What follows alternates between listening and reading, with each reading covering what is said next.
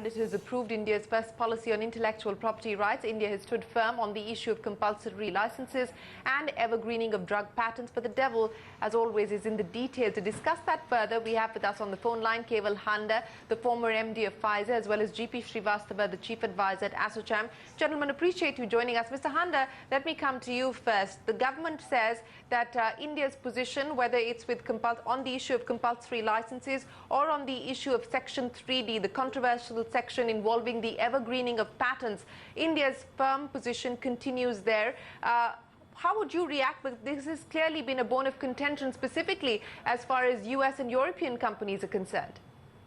Yeah, I think these were the two issues where the European and the US companies were not happy with. But it's been almost now more than 7-8 years of the patent life. And some of these companies have adjusted to the reality, and some of them are still struggling with it. The government is very categorical in this, and it says that it is compliant with the minimum TRIPS. And if there are any disputes, it should be taken by the company directly with WTO.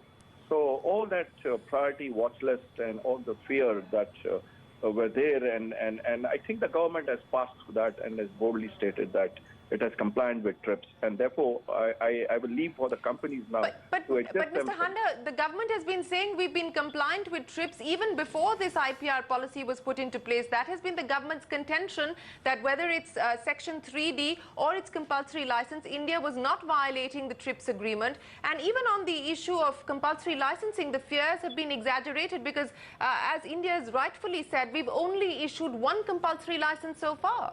So aren't the fears overblown? Yeah, to some extent, if you see the conduct of the government, they have granted patents. There is only one CL that has been given. And again, no country has taken the government to WTO dispute. That clearly shows that everybody is trying to muscle through negotiations of treaties rather than going to WTO. Right. Let me bring in another point of view now as well. Mr. Srivastava, let me ask you, on the whole, there are 7 pillars that are driving this IPR policy. But what does it really mean? Because now, as far as the copyright laws are concerned, the nodal ministry will be the DIPP and not the HRD ministry. Trademark registration from 2017 will come down to about a 1-month time period. On the basis of what you've seen the policy say for IP commercialization, for nurturing R&D, how would you assess the impact? In fact, I welcome this move. First, bringing it under DIPP, because that's an important nodal agency, we should handle it, number one. Number two is that all these 7 pillars, which are very much needed in present scenario when we are dealing in global business, and keeping our interests, that is startups and all these things, I very strongly feel this is a very good move. It's a very good move. But Keval Handa, just coming back to you now, because IT and, of course, pharma is going to be the big sectors that will be looking at the fine print very closely.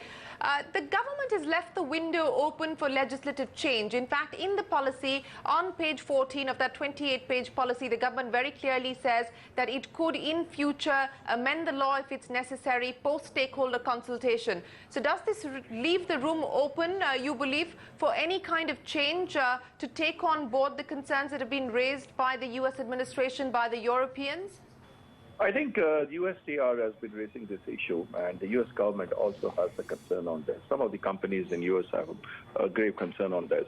What government is doing two things is it's saying that, depending upon how the negotiation goes, we will look at the IPR policy. But more important, government is also saying that as the IPR regime gets evolved in this country, and if we are ready for that, probably that's the time that we will review the policy.